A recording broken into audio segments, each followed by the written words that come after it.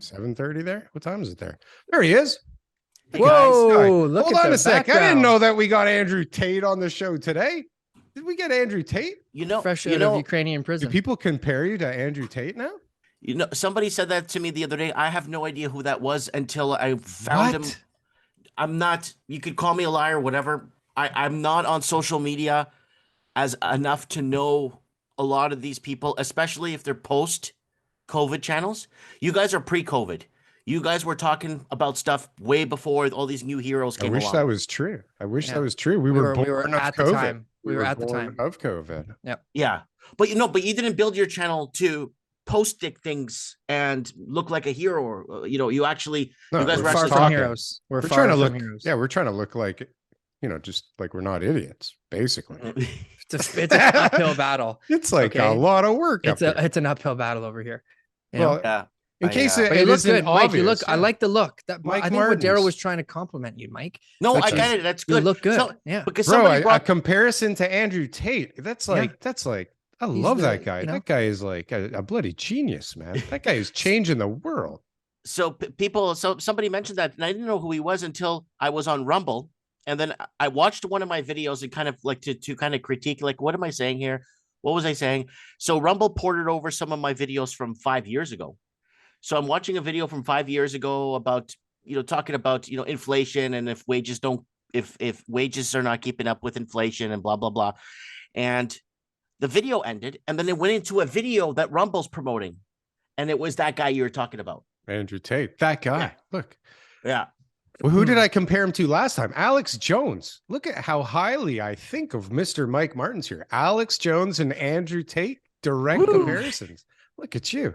And I mean, I feel like your channel's suppressed, don't you? Like, I feel like I see you got all these subscribers and your view counts are like, I would think a guy that's, saying the stuff you say and doing the service you're doing for the public would get way more attention. I've already been holding told, you down. I've already been told that my channel's on. I've been told by multiple platforms. I was already kicked off a Rumble once, so. And they're watching you.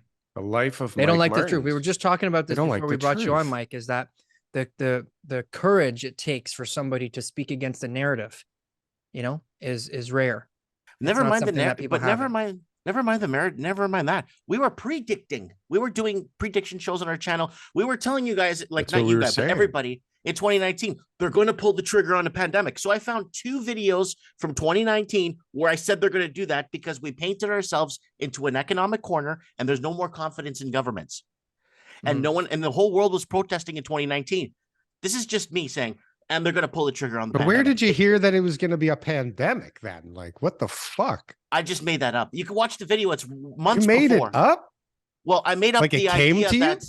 I made up the idea because there's no other way they could paint this into any other corner unless that's what you came up with. Like, you took this whole scenario and you said the only way out is a pandemic. Yes. Do you want to see the video? No, I believe you, but yes, I do want to see the video, but not right now. But yes, I want to post. I'm going to put something here, hopefully. Yeah, probably not. Mike's video. I would like to see that. So the video, the raw video is up still, timestamped. I think September of 2019. Yes. And I don't talk around a pandemic. I say there's just something real big happening. It's either going to be a real hot war they're going to pull us into and take a percentage of us, or they're going to pull the trigger on a pandemic. So hold on a sec. Because it's the Canadian Real Estate Show, we're going to try and keep things kind of tied to real estate. Go real estate. But hold on a sec. I want to ask you, like, did you know? Because I don't know anybody and I don't remember. I mean, I've been following you for years. I don't remember what you said, but like when the pandemic did hit, were you like, prices are going to go to the moon? Like, did you know this? No, I didn't know about prices going to the moon. I thought we're going to go through deep depression, right? A repair scenario. Yeah. Repair. I've never heard that before. Repair prices are going to correct because obviously when people can't go to work, they can't pay their bills, right? So that's what you think, right? Yeah. That's everyone what you thought that. Yeah. But but what most people I think didn't forecast is the extraordinary amount of money printing, right? Oh, like that's the difference, no? The money printing was so So it's like the printers couldn't keep up, right? And that's why they need to go digital, so they could just create money on a which they do out of debt. Of course, we know this already, basic debt structure, but the printers couldn't keep up, TK.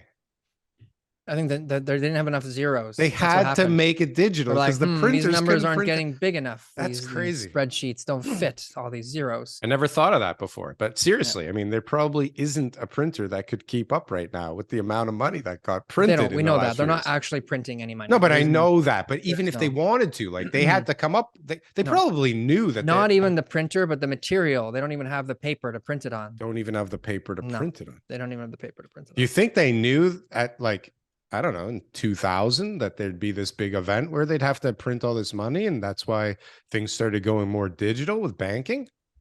Well, digital money printing is a must now for most governments and government for governance, because governments are having a tough time paying the public servants.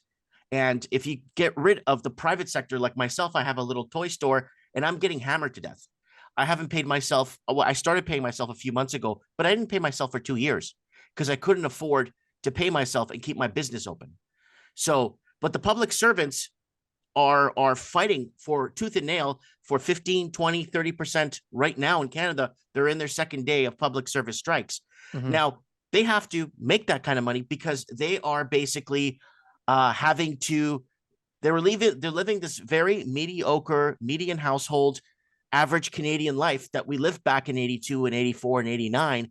But they still want to maintain that lifestyle, but it's just unobtainable. It's prohibitively expensive to live a basic lifestyle in Canada anymore. It's prohibitively expensive.